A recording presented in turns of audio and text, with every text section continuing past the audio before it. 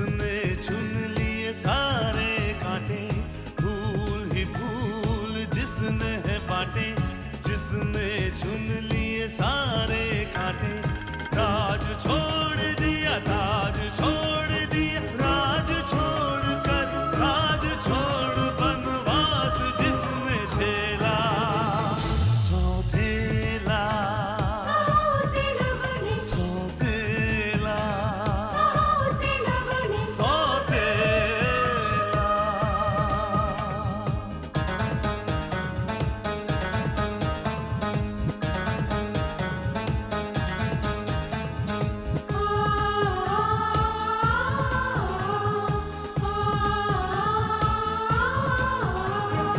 आया है रूठे दिलों को मनाने, अपनों को फिर से वो अपना बनाने, पर उसको अपना न माना किसी ने, न समझा किसी ने, न जाना किसी ने, साथ छोड़ दिया, हाथ छोड़ दिया, साथ छोड़ के हाथ छोड़ उसे कर दिया अकेला, सौतेला सौतेला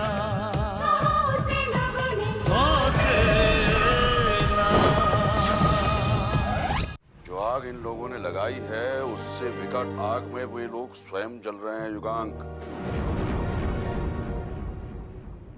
और यह है अविश्वास की आग, इसे बुझाना बहुत कठिन है। कुछ लोगों ने हमारी विक्रोलीवाल यूनिट को आग लगा दिया है।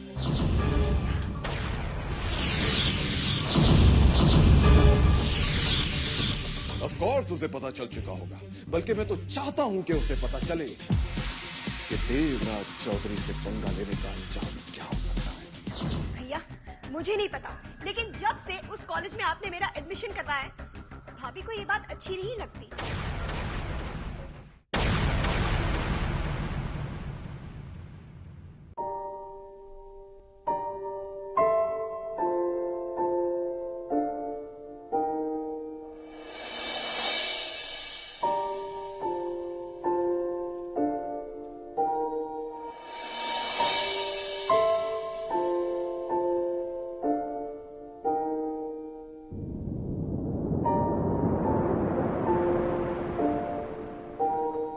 जी आप बहुत दुखी है जी। नहीं, दुखी नहीं, थोड़ा परेशान है। क्या हम आपके लिए कुछ कर सकते हैं जी? तुम बिल्कुल कर सकती हो। तुम भगवान से प्रार्थना कर सकती हो कि वो हमारी परेशानियां खत्म कर दे।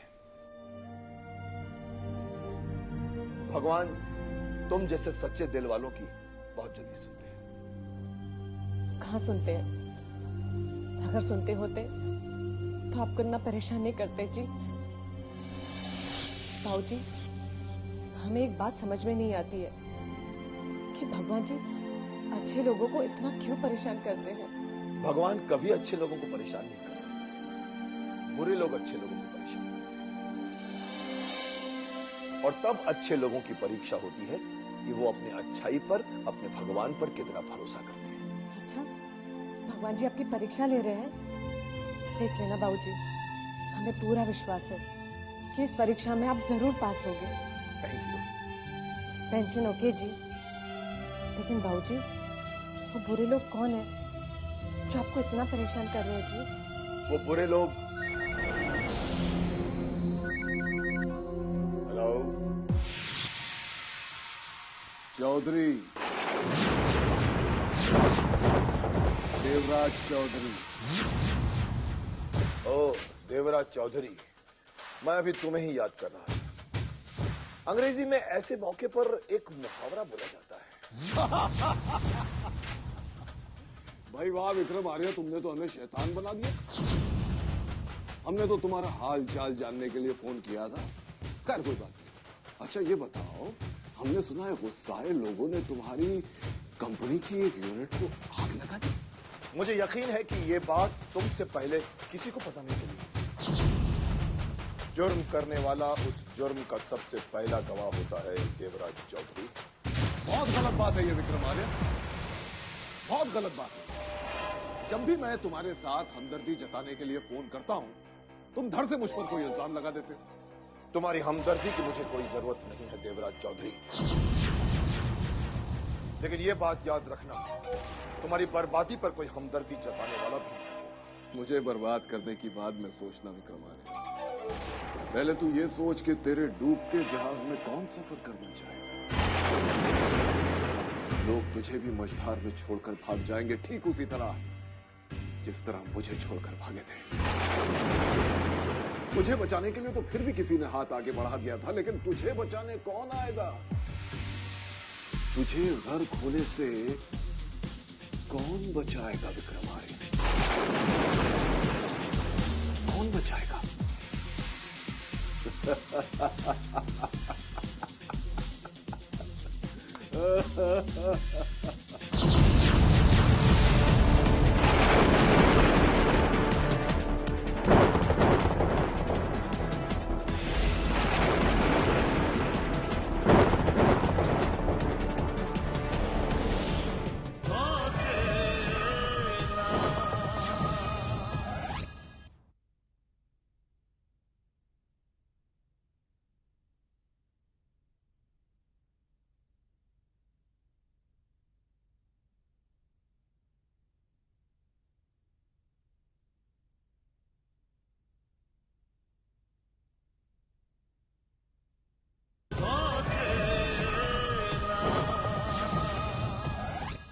नशे की मिलावट से नाराज लोगों ने ठंडई की एक यूनिट में आग लगा दी।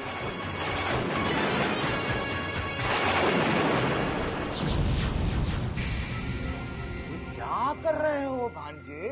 इस बेचारे बेजान टीवी पे गुस्सा उतार के क्या मिलेगा चक्कर चला के? अब जब मिलावट का भांडा फूटा है तो पब्लिक का गुस्सा भी फूटेगा चक्कर चला के। डैड ने कोई मिलावट नहीं की, आप जानते हैं। ये मैं जानता हूँ भांजे, ये तुम जानते हो, ये पब्लिक तो नहीं जानती चक्कर चला के। ये काम पब्लिक का नहीं है मामा, ये किसी दुश्मन की चाल है।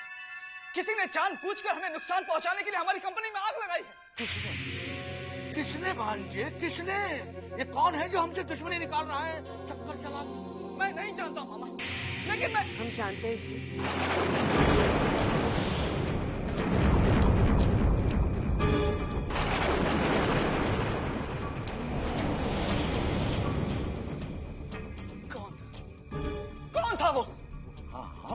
बताओ बताओ बिटिया बताओ, बेहिचक बताओ चक्कर चला के। जी वो किसी गांव का चौधरी था जी। चौधरी? समझ गया भांजे, देवराज चौधरी चिली ड्रिंक्स का मालिक, तो ये सब उसी का किया धरा है चक्कर चला के। देवराज चौधरी? कितने कमाल की बात है भांजे कि जीजा जी सब कुछ मालूम होते हुए भी हाथ पर हाथ धरे बैठे। वैसे चुप रहना भी ना भांजे इकबाले जुर्म समझा जाता है। भांजे अगर जीजा जी इसी प्रकार चुप बैठे रहे ना तो वो एक ना एक दिन इस घर में भी आग लगा देगा और हमें घर फूंक कर तमाशा देखना पड़ेगा भांजे। वैसे इसमें जीजा जी का कोई दोष नहीं है, उम्र हो गई है, बुढ़िया गए हैं।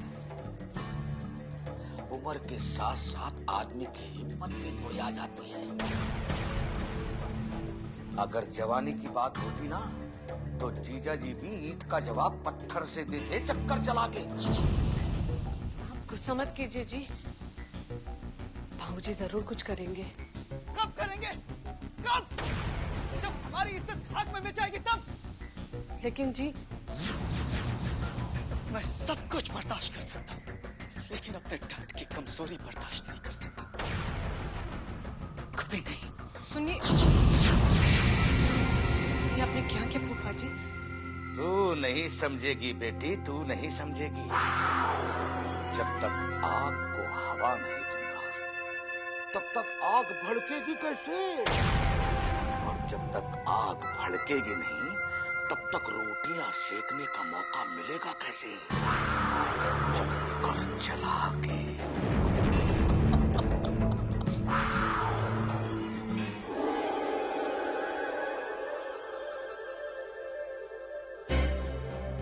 डैड आपने कमिश्नर साहब से बात की। उनसे कहिए कि वो इस मामले में छानबीन करें और जो गुनहगार है उसे तो सजा मिलनी चाहिए था। ये इतना आसान नहीं है विशेष। ऐसे किसी भी वारदात में जहां भीड़ इन्वॉल्व होती है, असली मुजरिमों तक पहुंचना बहुत मुश्किल होता है। और अगर भीड़ में शामिल 2-4 लोग पुलिस के हाथ लग भी गए तो भी पुलिस उन लोगों तक नहीं पहुंच पाएगी जिनके इशारे पर ये पूरी वारदात हुई है। और आप जानते हो कि ये सब किसके इशारे पर हुआ है, फिर भी आप खामोश हो। विशेष, हाँ डैड, क्या ये बात सच नहीं है कि ये हरकत चिली कोला के मालिक देवराज चौधरी के आदमियों ने की है? और आप ये बात अच्छी तरह जानते हो। तुमसे किसने कहा? नारायण ने? किसी ने भी कहा हो, क्या फर्क है? लेकिन ये बात सच है ना डैड? आप जानते हो इन सारी वारदात के पीछे देवराज चौधरी का हाथ है। आज जानता हूं, लेकिन मेरे पास इस बात का कोई सबूत नहीं है। डैड, सबूत की जरूरत तब पड़ती है जब कोई कानूनी लड़ाई लड़ी जाती है, लेकिन ये कानूनी लड़ाई नहीं है। तुम लोग चाहते क्या हो? तुम लोग चाहते हो कि मैं उस देवराज चौधरी को सबक सिखाने के लिए उसी की तरह गुंडागर्दी पर उतर आऊं? No, that's impossible. तो क्या हम इसी तरह खामोशी से उसका हर बार झेलते रहेंगे? विशेष, ये बिजनेस का मामला है और इसे कैसे हैंडल करना है ये तुम्हारे डैड तुमसे बेहतर जानते हैं। लेकिन मॉम, और फैसले तुम्हारी तरह जोश में नहीं, होश में ले जाते हैं। क्योंकि दुश्मन यही चाहता है कि तुम अपने होश खो बैठो और जोश में आकर कोई ऐसा कदम उठा लो जो तुम्हें नहीं उठाना चाहिए था। लेकिन डैड, अगर इसी तरह हम दुश्मन के हर वार को सहते रहेंगे तो वो हमें बुज़दिल समझेगा डैड, वो हमें कमजोर समझेगा। हम यहाँ समझदारी दिखाते रहेंगे डैड, और वो हमें नुकसान पहुंचाता रहेगा। वो हमें कोई नुकसान नहीं पहुंचा सकता विशेष।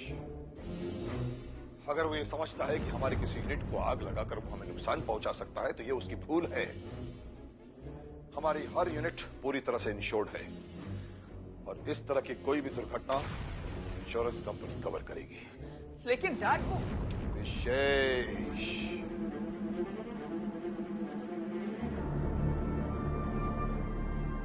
डैड, सच तो यह है कि मुझे किसी नुकसान की, किसी हमले की कोई फिक्र नहीं है डैड। बस मैं आपको कभी कमजोर नहीं देख सकता डैड, कभी नहीं।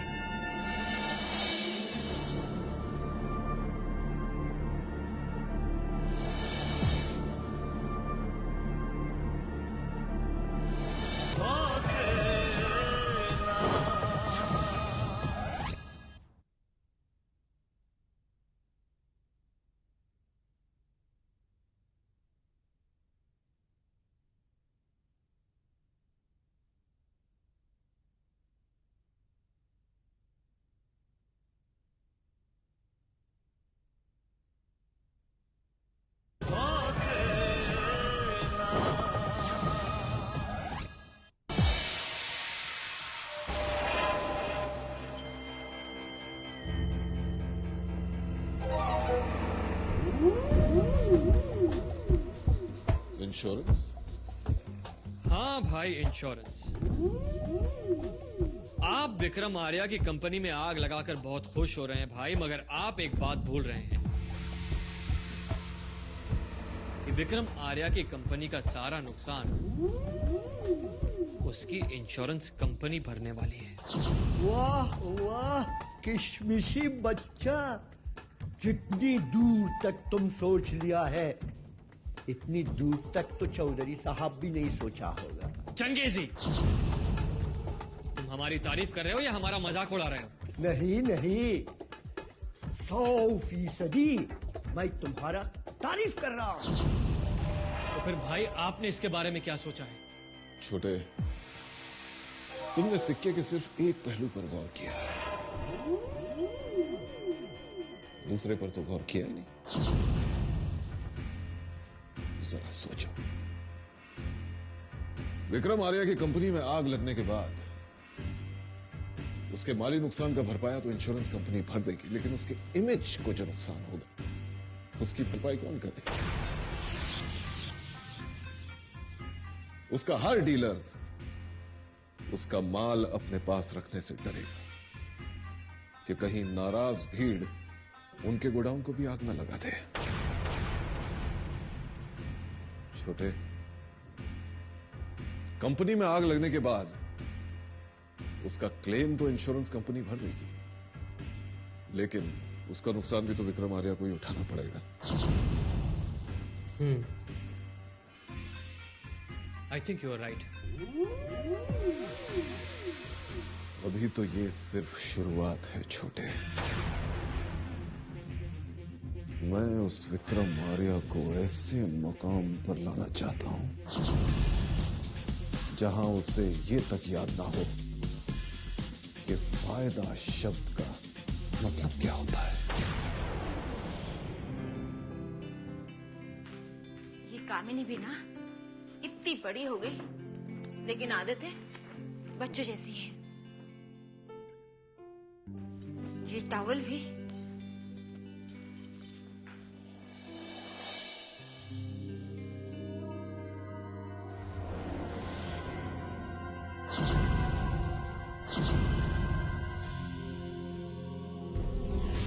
कामिनी, ये पर्स ले जाने की क्या जरूरत थी बाथरूम में? आपको हर बात बताना जरूरी है क्या?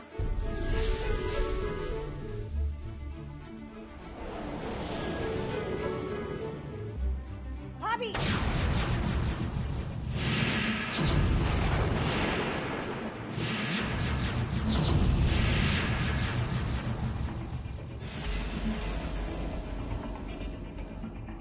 तो आप इस हद तक पहुंच गई भाभी? वो मैं तो भाभी, मुझे आपसे ये उम्मीद नहीं थी। आप मेरे कमरे में आकर मेरे सामान की तलाशी लेंगी, ताक झाक करेंगी। तू गलत समझ रही है कामिनी। मैं तो तेरे कमरे की सफाई कर रही थी, तो मैंने टॉवल देखा तो सोचा अंदर रख दूं। मेरे पर्स में? पर्स तो मैंने यूं ही उठाकर देख लिया। कल तक तो तेरा पर्स लावारिस पड़ा रहता था, और अचानक तूने उसे संभाल कर अलमारी में रखना क्यों शुरू कर दिया? आखिर ऐसा क्या है पर्स में जिसमें तेरी जान अटकी हुई है?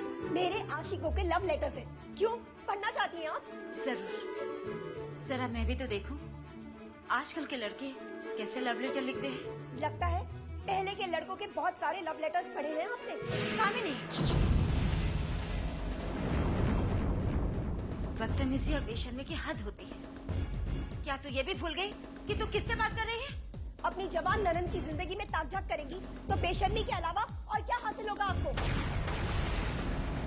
अगर आप चाहती हैं कि मैं अपनी हद में रहूं, तो आपको भी अपनी हद याद रखनी होगी। आइंदा मेरे पीछे या मुझे पूछे बिना मेरी किसी भी चीज को हाथ मत लगाना। आप चाहें तो इसे मेरी रिक्वेस्ट समझ सकती हैं, वरना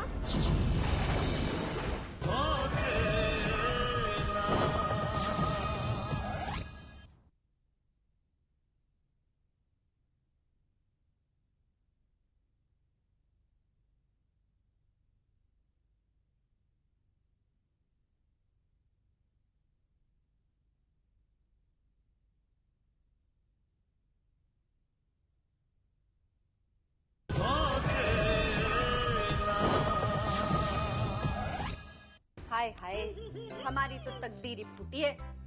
कितने बड़े बड़े सपने लेके आए थे यहाँ, पर एक भी सपना पूरा होते हुए दिखाई न देवे है कसम से। अरे क्या हुआ मेरी जाने तमन्ना, किस बात का मातम मना रही हो चक्कर चला के? हाय हाय, मातम न मनाऊं तो क्या करूं? पहले तुम्हारे जीजा जी की कंपनी में ताले लग गए, फिर आग लग गई। मुझे तो लगता है कि ये जहाज डूबने वाला है कसम से। अरे बड़ी बेसब्री हो, इतनी बेसब्री। अरे तू इतना भी नहीं जानती कि जब तक घी के घड़े में छेद नहीं होगा तब तक हमें घी का स्वाद चखने कैसे मिलेगा चक्कर चला के? पर जे छेद ना घी के घड़े में ना होवे है, जे छेद हो रिया है तुम्हारे जीजा जी के जहाज में, धीरे धीरे डूब जाएगा। इससे पहले हम यहाँ से निकल लेते हैं कसम से। तू उसकी चिंता छोड़ दे, जब जहाज डूबेगा तो सबसे पहले हम ही छोड़ के भागेंगे कसम से। अरे अभी तो सिर्फ डगमगाया है और तू इतनी जल्दी डूब गई। मैं तो जे कह रही हूँ, खाम खा टाइम वेस्ट हो रहा है अपना कसम से। टाइम वेस्ट नहीं हो रहा है मेरी गुलबहार, मैं तो सिर्फ टाइम का वेट कर रहा हूँ, वेट। जब जीजा जी की परेशानियां बढ़ेंगी तभी तो अपनी जिम्मेदारी का बोझ मेरे कांधों पर डालेंगे। बस एक बार उनकी पुटलिया मेरे हाथ में आ जाए, फिर देखियो मैं कैसा रंग जमाता हूँ चक्कर चला के। कसम से। क्या बातें हो रही है नारायण कल्याणी? बातें? कैसी बातें? ऐसे हालात में कोई कैसी बातें कर सकता है जीजी, और ऐसे हालात में कौन क्या बातें करेगा जीजी। बस हम तो यही बातें कर रहे थे कि हमारे जीजा जी को न जाने किसकी नजर लग गई चक्कर चला के। हाँ जीजी, मैं तो कहूँ जीजा जी की नजर उतरा लो। इतने हंसते खेलते रहते थे, अब देखो कैसे मुंह लटकाए हैं बेचारे के। जीजी बस हम तो यही सोच रहे थे कि हम आपके किसी काम आ जाते तो ये जीवन धन्य होता था चक्कर चला के।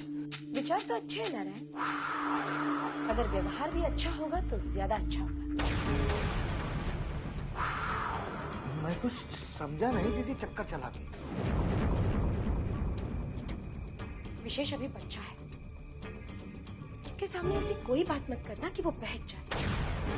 किसी को अगर सही रास्ता नहीं दिखा सकते तो कम से कम गलत रास्ता तो मत दिखाओ। हाय जीजी, जे को विशेष को गलत रास्ता दिखाने लगे। विशेष तो इनका लाडला भांजा है, कसम से। हो सकता है, लेकिन जो इंसान खुद भटका हुआ है वो किसी को भी सही रास्ता नहीं दिखा सकता। इसीलिए कहती हूँ नारायण, अगर हमारी परेशानियां सचमुच कम करना चाहते हो तो मेरे विशेष को बहकाना बंद कर दो, वरना तुम्हारी जीजी तो धमकी दे गई हमें, कसम से। कोई बात नहीं मेरी गुले गुलजार, वैसे भी इन धमकियों का मुझ पर कोई असर नहीं पड़ता, क्योंकि तुम्हें तो मालूम ही है मेरा तो स्वभाव ही कुछ ऐसा है, चक्कर चला के। सब तो है, कसम से।